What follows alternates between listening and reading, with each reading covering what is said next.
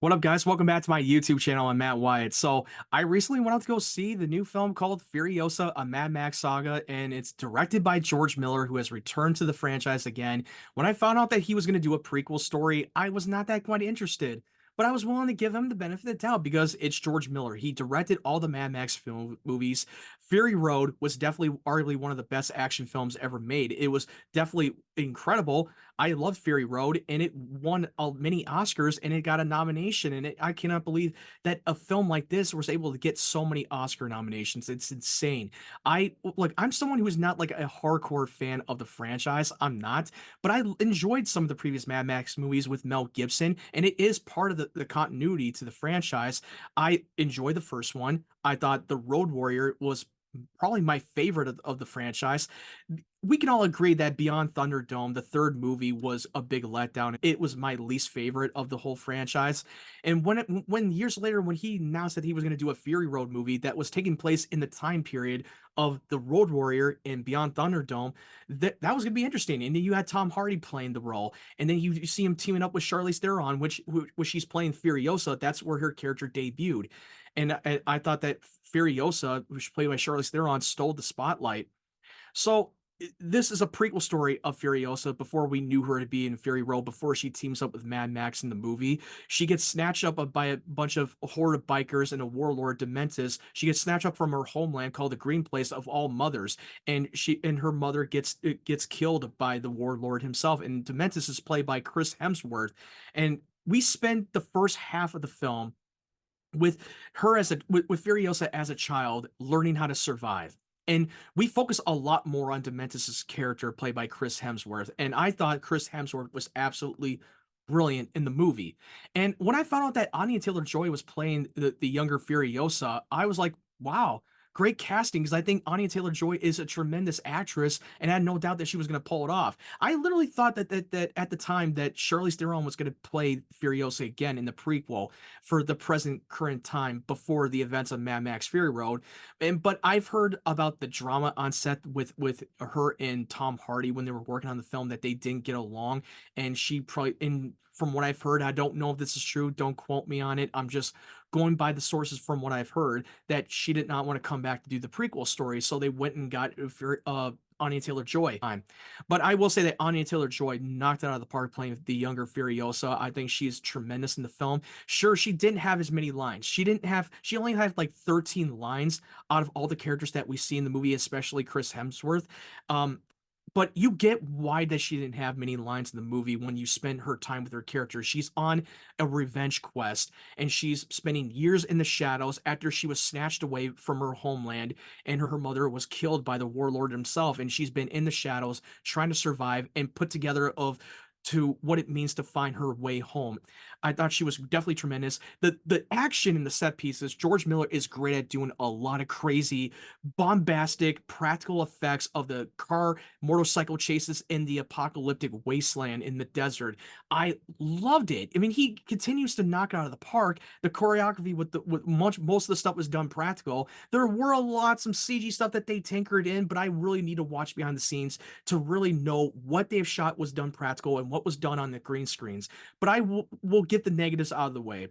I will say that the first half of the film, that we spend time with Furiosa as a child, and we spend a lot of time with Dementus, played by Chris Hemsworth.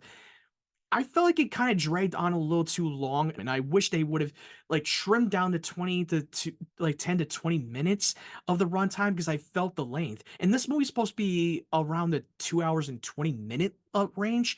I felt like they should have trimmed it down for me. I felt a little bit bored. I felt like the pacing was a little bit off and jarring at times, and wish they would have trimmed it down and speed up the pacing a little bit more. I almost dozed off for a moment. I'm not gonna lie, but it wasn't enough to pull me out of it. I still had a great ride from this movie. It's still very entertaining and worthy of this installment of the Mad Max universe.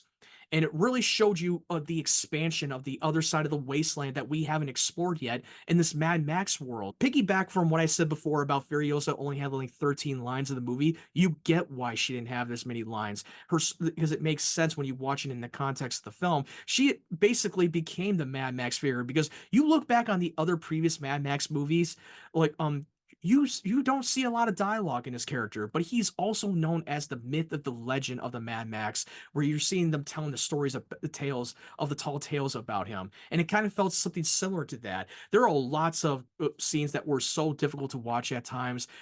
I will say that Chris Hemsworth really put on a tremendous performance. That this was mostly his movie majority of the time, because you completely forgot about Furiosa the more you keep focusing on Dementus in this movie. And his character has a lot of beef with this another warlord from the Citadel, which he wants to take that land, but he also wants to take control of the gas land that is the source of their fuel, where they fuel up their vehicles. And then there's another farmland called the Bullet Land. I don't know if that the Bullet Farm, I think that's what it was called. This is and where they manufacture ammunitions for their weapons. I love that they expanded. And the green place where Furiosa used to grow up in her childhood, I thought that was interesting. I liked the mother. I thought she was absolutely tremendous. But through the majority of the film, I kind of almost forgot about her revenge quest. I feel like I drifted away from that the idea of, because this is supposed to be a revenge tale odyssey.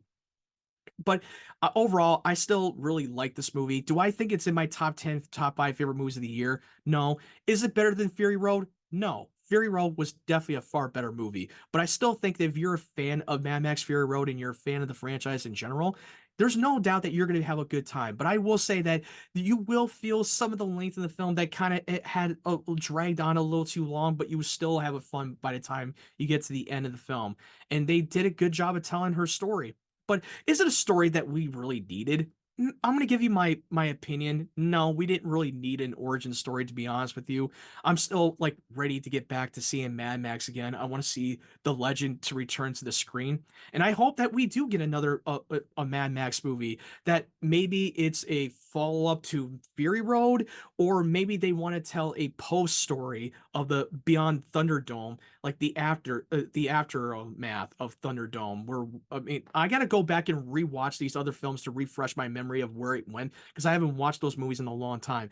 But it would be cool if we see Mel Gibson come back to play Mad Max again, or Tom Hardy.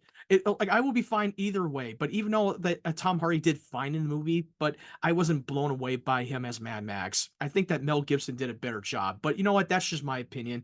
Now, what did you think of Furiosa? Did you really had a fun time watching this, or were you someone out there that thought it was underwhelming? But I hope you guys go out and see it. But is it a film I'm going to rush out to see over and over again in the cinema? No, but it was a good time to watch it at least once for me. But I hope you guys have a great day, great evening, wherever you're from. I hope you have a fun weekend. If you like this video, make sure you leave it a like and subscribe to my channel for more content. I appreciate you guys supporting my channel. And if you want to follow my social media links, make sure you go down in the description down below, where I have the link tree where you can go follow my social media platforms on there. I hope you guys have a great weekend. I hope you guys stay safe and take care.